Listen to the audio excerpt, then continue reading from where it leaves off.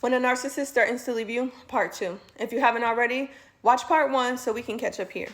It's all about power. It's all about control. It's all about devaluing you as a human being.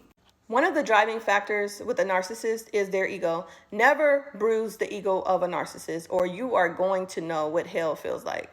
Piss off a narcissist. And that's exactly what hell is probably like. And if you ever were successfully able to prove a narcissist wrong, it's going to cost you a lot of grief, a lot of frustration, and resentment. Your tears are not going to save you because a narcissist is incapable of showing empathy. However, they can show a great deal of emotion, great depths of emotion. And I'm talking about deeply, deeply emotional people, very, very highly emotionally intelligent people, okay?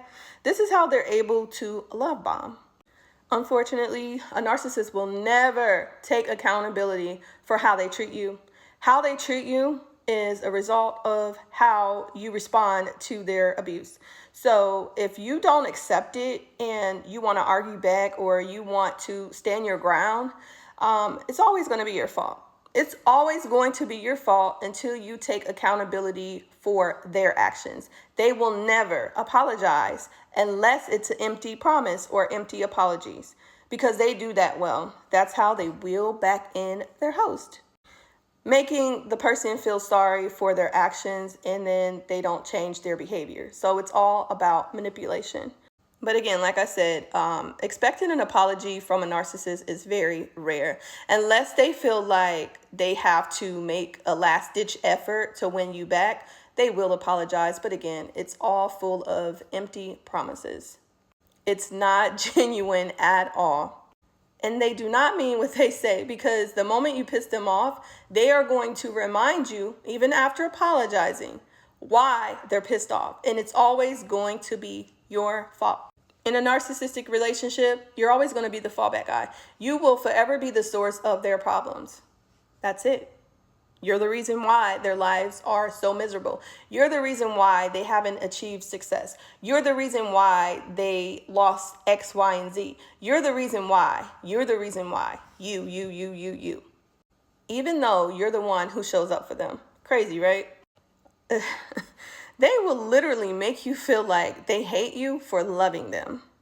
That's how deeply a narcissist can scar their host or their victims. You feel like no matter what you do, this person will never be happy. And the more you try and make them happy, it's like the more frustrating things become and the angrier they get. It's crazy, but true story. Trying to please a narc will have you putting yourself in a position to where you're questioning your own existence. And not only that, they will build you up, take you apart to break you down, literally. And then when they put you back together, it's how they see fit. They want you to think according to how they think. They want you to move at the beat of their drum. A narc will never appreciate or value your efforts, your love, or your loyalty. You're wasting your time. However, some narcissists do operate in false appearances, where they show up as someone or something that they are not. And this is where so many men and women get caught up in the love bombing phase. This is how narcissists are able to selectively find their host. Oftentimes, they feed into your insecurities and make you feel like they're the only person in this world who understands you. And this is where narcissistic victims find themselves becoming attached to their abuser. And in order for a narc to gain complete control of their host, they have to isolate them. And what this looks like is removing your support system and removing your ability to think, act, and decide for yourself. And if you ever decide or want to decide for yourself, you will be punished.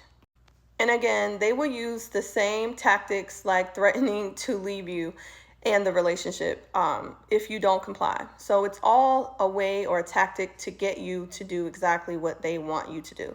So as long as you submit, then I guess you will be in the safe zone in their eyes. But the moment you decide for yourself what is best for you, they are not with it, okay?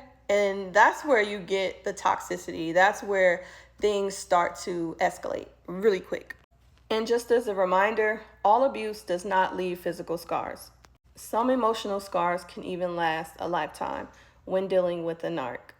The whole point of a narcissist gaining total control over you is for you to become totally dependent upon them, the way they think, for the things you may need, how to move about life, how to decide for yourself. They don't want you to have an independent mind. They want you to be totally reliant upon them. And this total reliance on an arc makes a person feel totally invincible to the world. It's like no one else sees them, no one understands them, no one gets them like their abuser. They don't want the world to see you. They don't want your character to show. They don't want people to support you. They hate it that people love you the way they do. Some narcs will make a person feel like they are making a bad decision with leaving them, because a lot of the narcissists are actually providers. Like, they are sole providers. So they would make their victims feel guilty for leaving them, because they make them feel like everything I do for you is because I care. When in actuality, they're doing what benefits them. They provide not because they want what's best for that person, but they want the person to rely on them. And that's why a lot of narcs do control other people using finances. And by doing so, they're able to use that as a way of showing their victim or their host that, look what I do for you and look what you do for me. I do so much for you. You should appreciate me more. I am the one who cares. No one else cares for you and looks out for you the way that I do.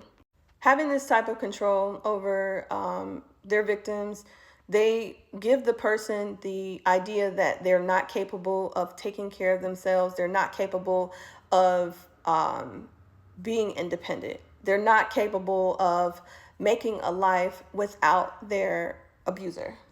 Like I said, there's so many levels to this. And one of the biggest webs that a lot of men and women get caught up in is laying down with a narcissist. And believe it or not, this is why so many people stay in these relationships. Just the psychological aspect of, my person could possibly be laying down with another person. That is the part that keeps a lot of people in this web. And again, this is where things are taken to another level, another realm. And this is where you get into the spiritual aspect of things. And I have to do a part 3 about that.